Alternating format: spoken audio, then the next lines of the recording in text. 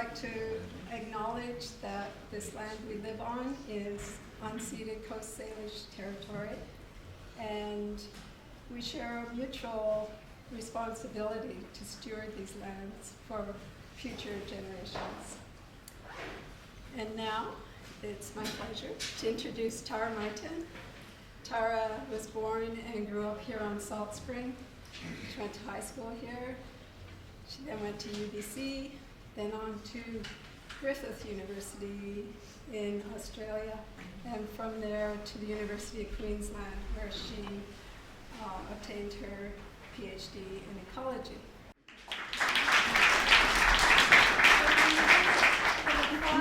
When you look at Grace Islet, it doesn't look much different to many of the other small islands in the coastal Salish Sea. But when you look up close, you realize it's quite remarkable. And so in this talk, I'm going to illustrate why this island is an ecological jewel, along with it being a cultural jewel. But to do that, I need to set Grace in the context of what's happening in the Salish Sea and the strong forces that are shaping our islands over the last couple hundred years since contact. I'll just briefly, my mom gave such a great introduction, I don't need to say too much more other than the fundamental focus of my research is around solving complex ecological problems. And there's no shortage of complex ecological problems in the Salish Sea. There's some very obvious changes that have occurred since contact, and things like land clearing, logging, development for rural and residential developments, loss of critical habitats, loss of many species throughout the islands. There's also been over-harvesting of resources and introduction of invasive species, invasive plants, and invasive animals. Pollution and nutrient enrichment of our waterways. These are all fairly obvious things going on. What is less obvious has been the loss of First Nation land management, the loss of fire in our landscape, the loss of hunting in our landscape. And along with that, the loss of apex predators, the loss of wolves and cougars. And it's really these two last things, these two things that we don't talk much about. They're much more subtle in terms of changes across year to year, but it's these two things really which are fundamentally shaping the ecology of these islands. And they're leading to a new perception of what we think is normal. And so this phenomena has been described as the problem of shifting baselines. This is where, over time, there's a shift in the expectation of what we think is a healthy ecosystem. And that's exactly what's happening in these islands, is that our perception of what is normal and what is healthy has shifted over time. So often when we're deciding how to restore or protect a particular bit of habitat or an ecosystem, we compare lands that have been degraded to areas which are quite pristine. So landscapes which have had disturbance to landscapes which have not had a history of disturbance. And it's these reference points on the right that are getting harder and harder to find.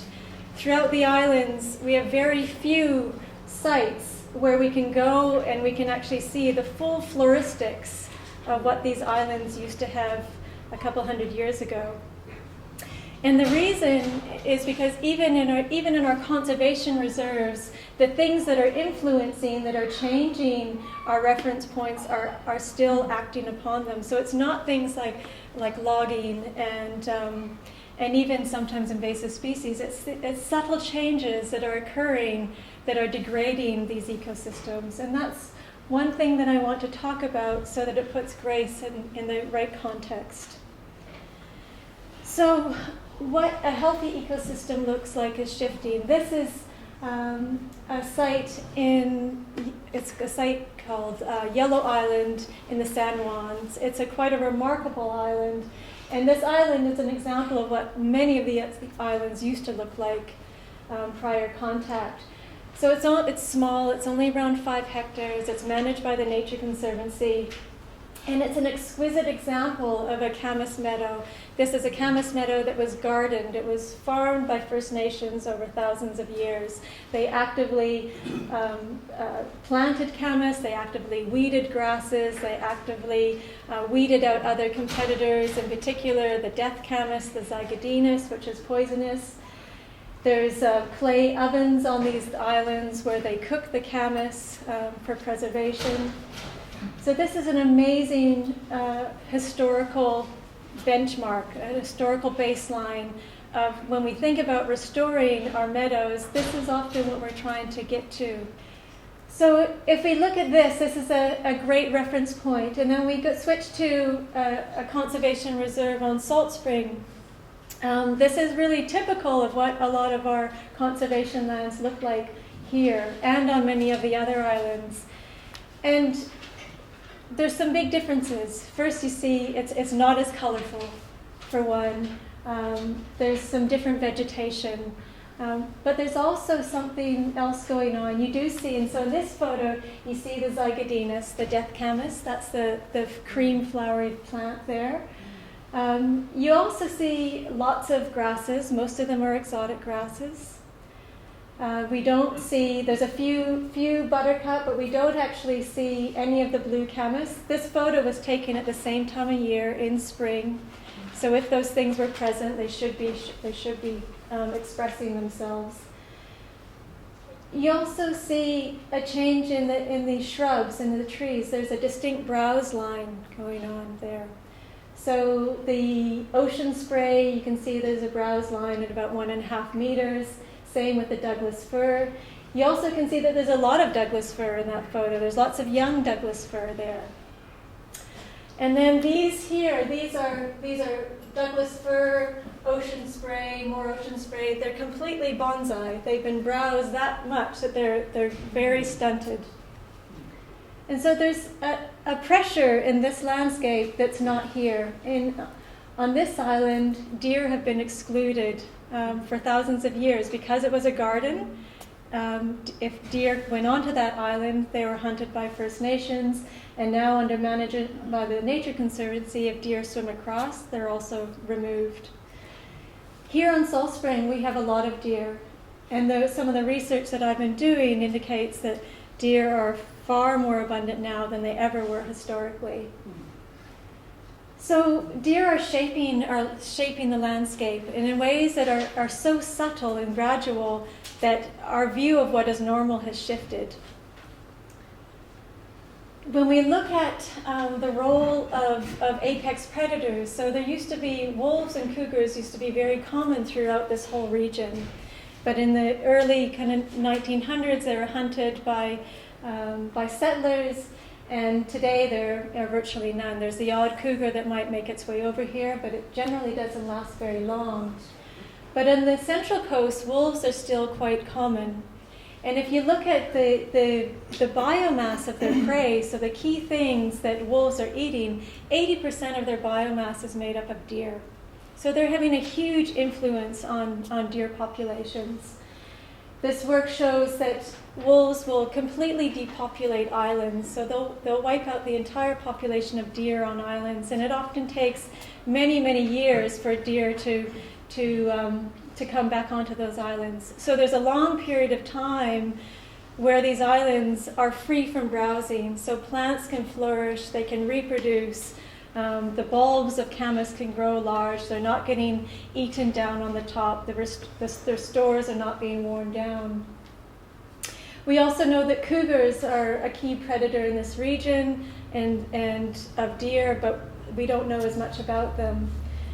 So these apex predators around the world have a huge influence on the ecology of different landscapes. And this has led to this phenomenon called trophic downgrading. And it's something that's not only happening in the Salish Sea, but it's happening from the Arctic to the savannas of Africa.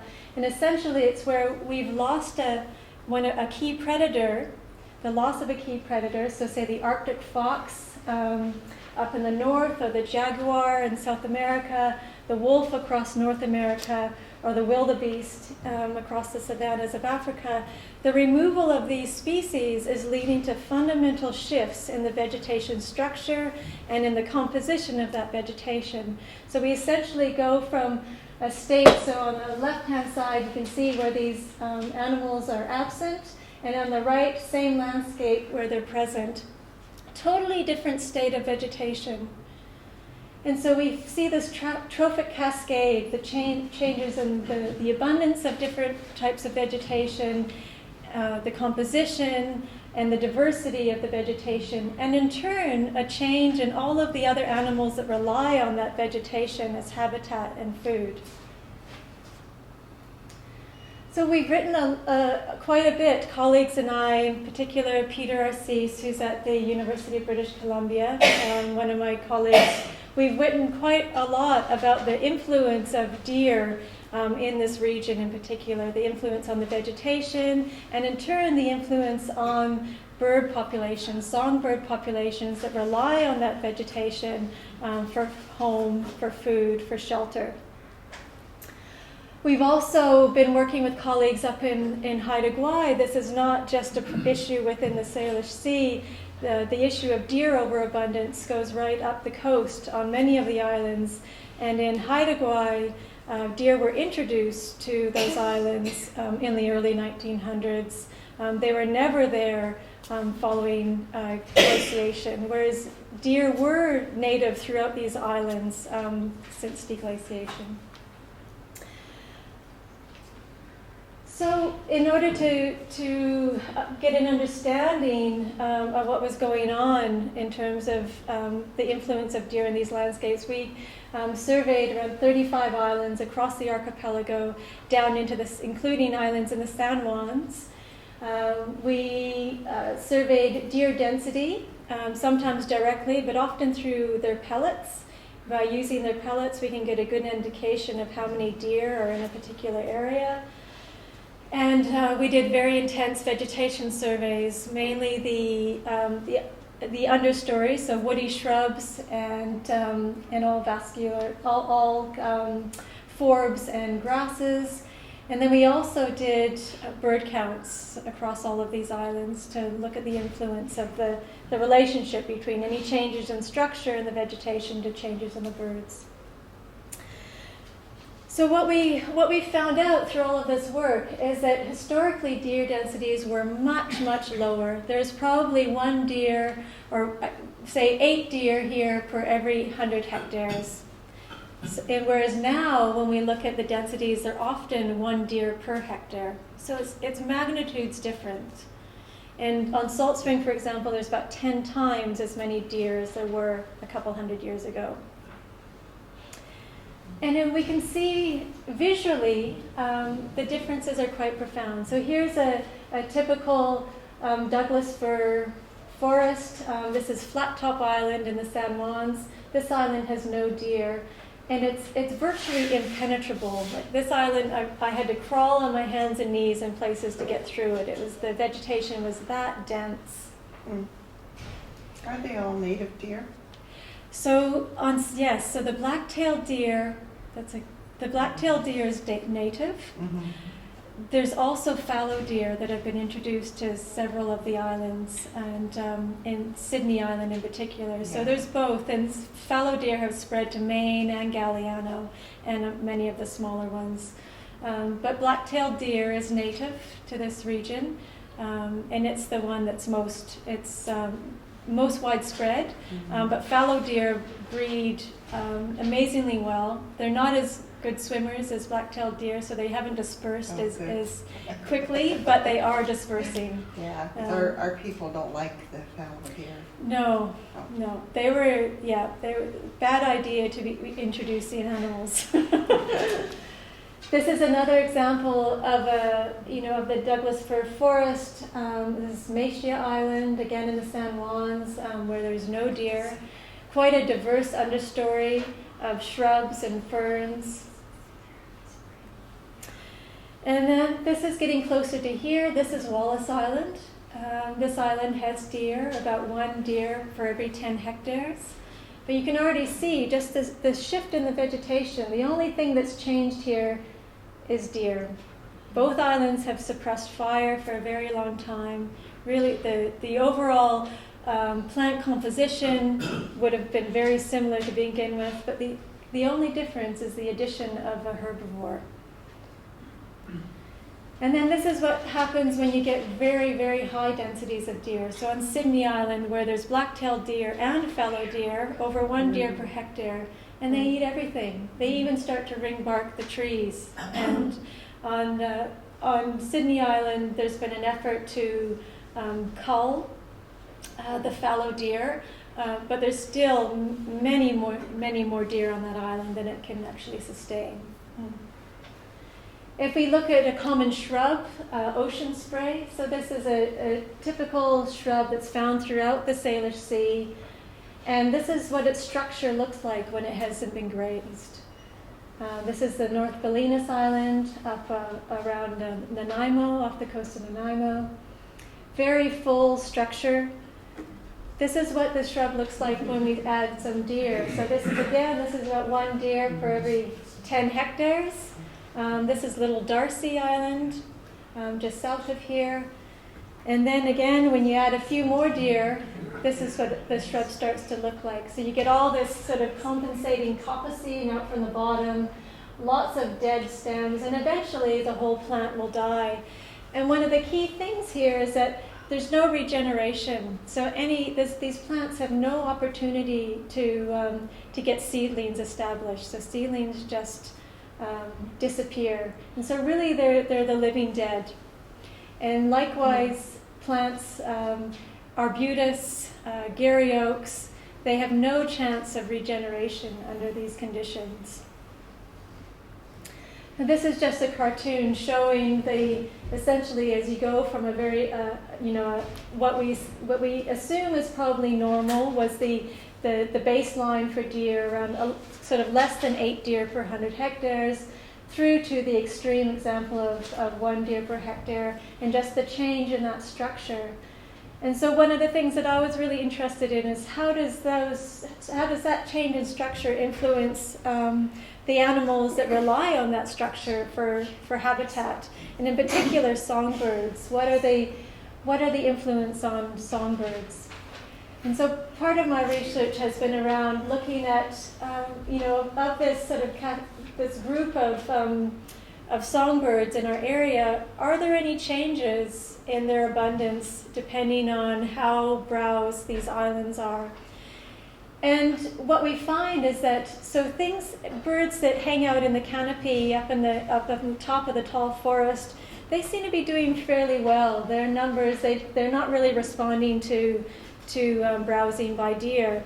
But as we would expect, the things that are hanging out down in the shrub layer and in the ground layer and that rely on those for food and for nesting, these things are actually in quite steep decline. So on islands where you have high levels of deer browsing, you don't find very many winter wrens or orange-crowned warblers, rufous hummingbirds, varied thrush, fox sparrows, and there's several more that are in decline.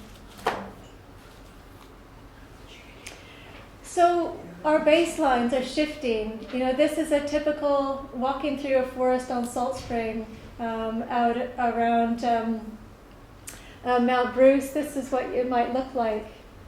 And then there's another typical site. And so we start to think that this is normal, that this is what our islands look like.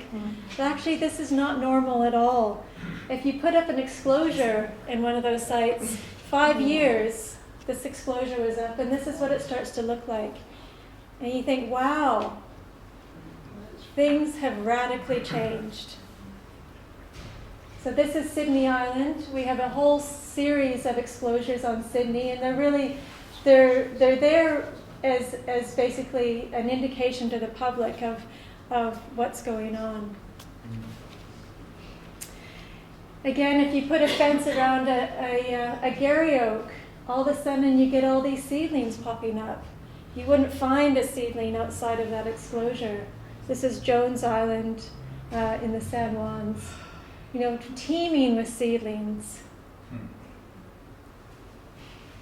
So in Salt Spring, there's been some great work to try and set up some exclosures in the conservation reserve. So this is the Andreas Boat Nature Reserve, and there's two exclosures up there in an effort to demonstrate to the public the influence of deer on the vegetation of the islands. The problem is that, I mean, this is not enough. You know, locking up small little bits of land in exclosures is not going to be enough to keep our birds and a lot of our plants in these systems in the long term. So this brings us to Grace Islet.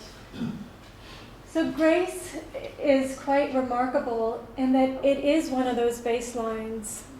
When I volunteered to undertake the vegetation survey for Grace, my expectations of the vegetation on this island were very low. I thought, yeah, it's going to look like every other site on Salt Spring, very clapped out, overbrowsed, lots of invasive species, not much of significance.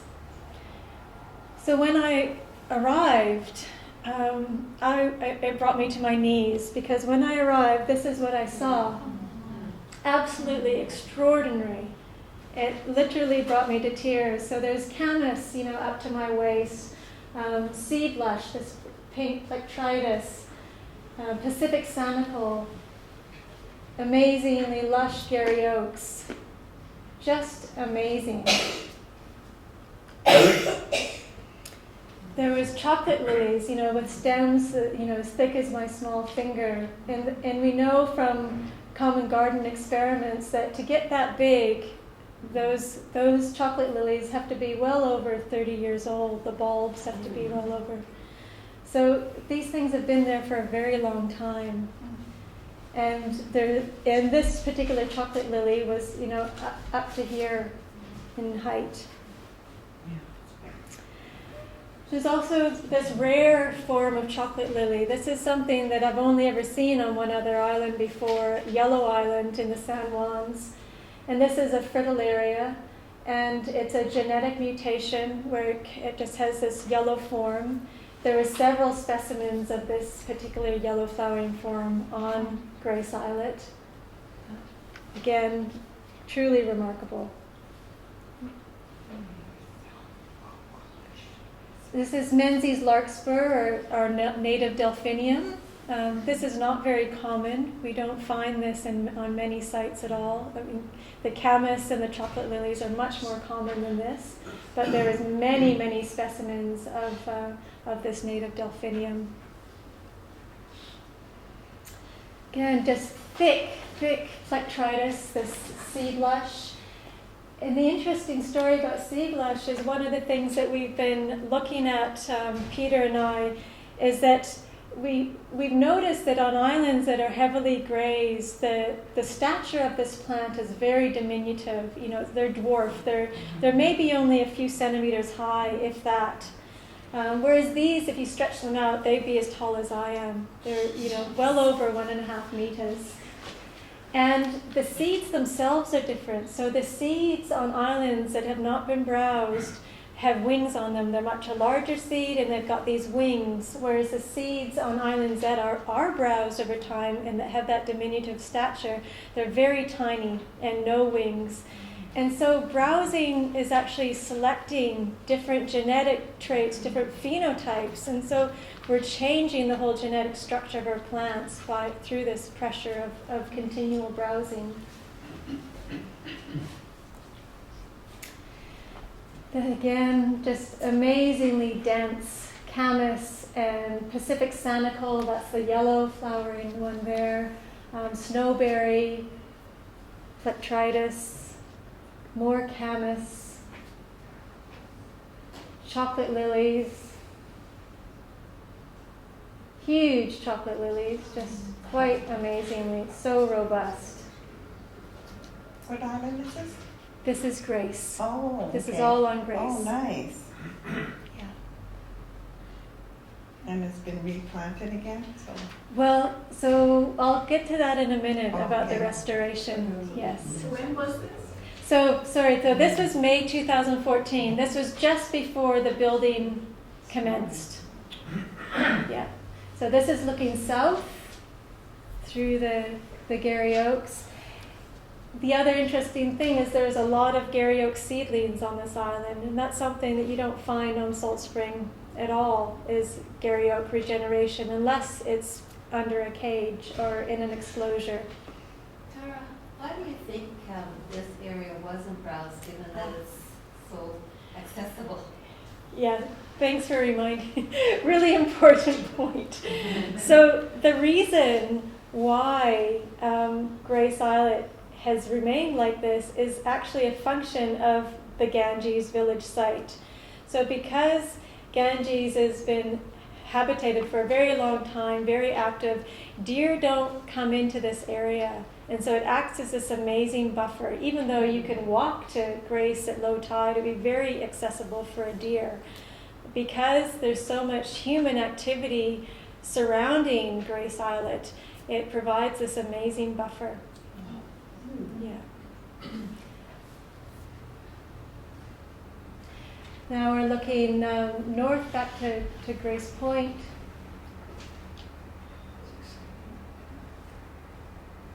Again, back up into the harbor.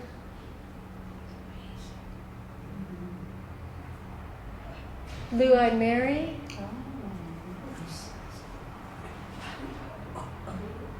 More dense camas. And there's junipers, ancient junipers around the perimeter of the island. For some reason, they're not looking very healthy. I don't know whether it had to do with some initial clearing on the island and change in the hydrology. That could be it. But they're not in very good shape. And elsewhere in the island, it's not a phenomenon I've seen on other islands. The junipers are looking quite good. So there's something that's happening on this particular islet that was leading to die off of juniper. We got sad. Mm-hmm. Yeah.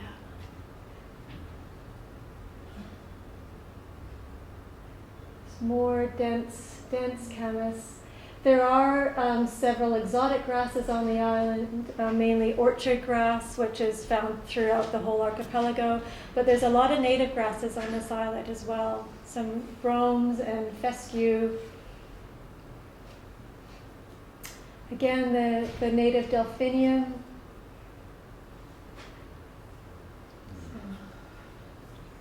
Chocolate lily and camas. Flowering Gary Oak, close-up of the delphinium. And so this is what the center of the island looked like when I did this survey. So it already had been extensively cleared of a lot of the vegetation, and there had been earth removed and some rocks moved. So this is looking south. But the photos that I was showing you are really from all around the perimeter. The perimeter of the island was intact. And then this is looking north. So this is what the site looked like when I did the initial survey before the construction of the house began. In May 2015, so earlier this year, after the construction had begun and then was finally halted, I went back to the island to do a follow-up survey to see what had changed, and just wanting to document the state of the island following the construction.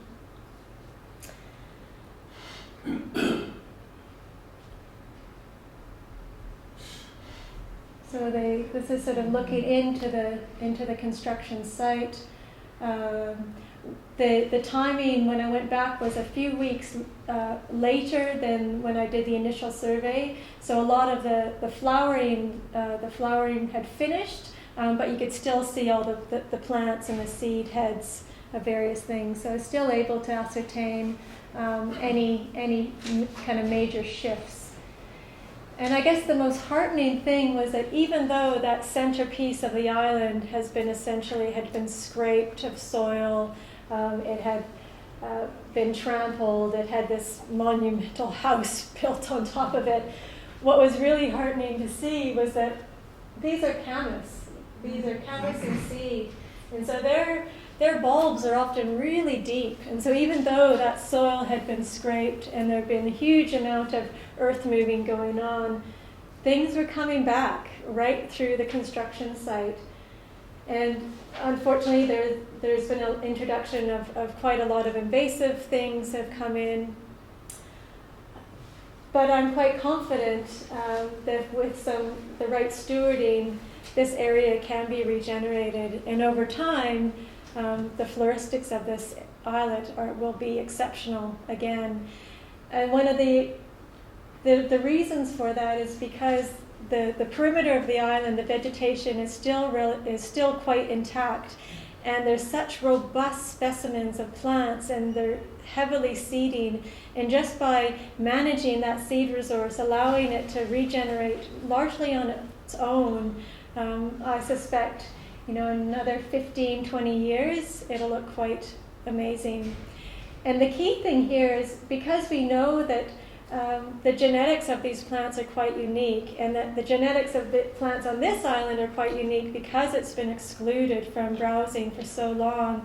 We don't want to be bringing in plants from other places. We actually want the genetics of the plants that are there to seed, to reestablish.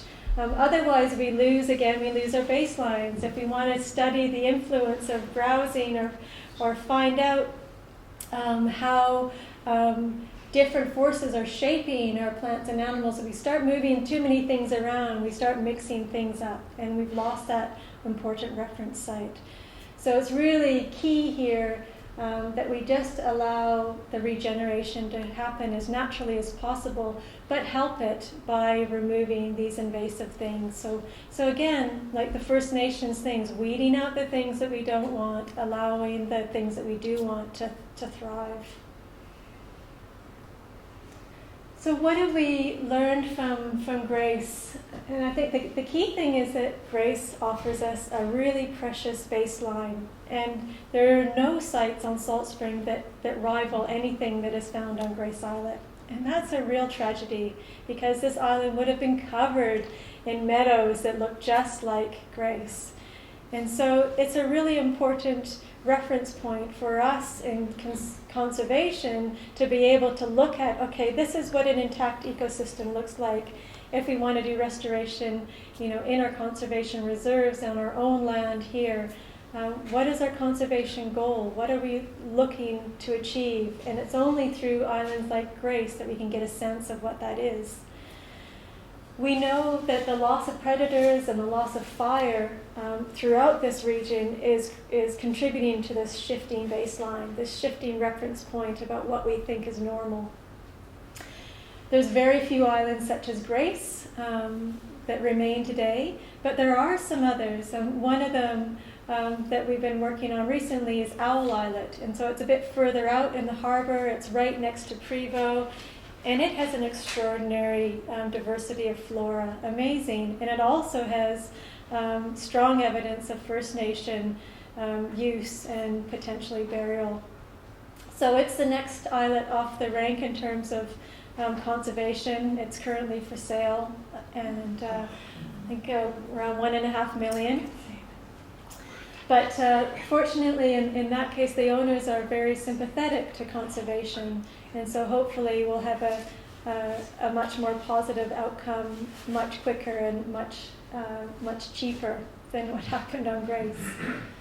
We know that deer occur at densities around 10 times those at contact. And so that's something that we need to really take quite seriously, because without predators and fire, the management of deer, and also the management of rabbits, that's kind of the next big thing.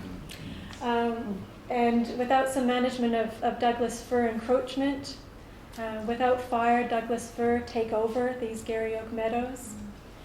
It's going to be really necessary to manage these pressures in order to conserve these really amazing ecosystems, the amazing examples of our wildflowers throughout the Salish Sea. So just to wrap up, This has been quite an amazing project on many levels to be involved in. But I think one of the fundamental things is it comes back to that, there's initially a core group of people that really carried this project from beginning to end. And Margaret Mead's quote is quite poignant here. "Never doubt that a small group of thoughtful, committed citizens can change the world. Indeed, it's the only thing that ever has." So it's just a reminder to all of us that if something's important to you, go and fight for it, because you can make a huge difference. Thank you.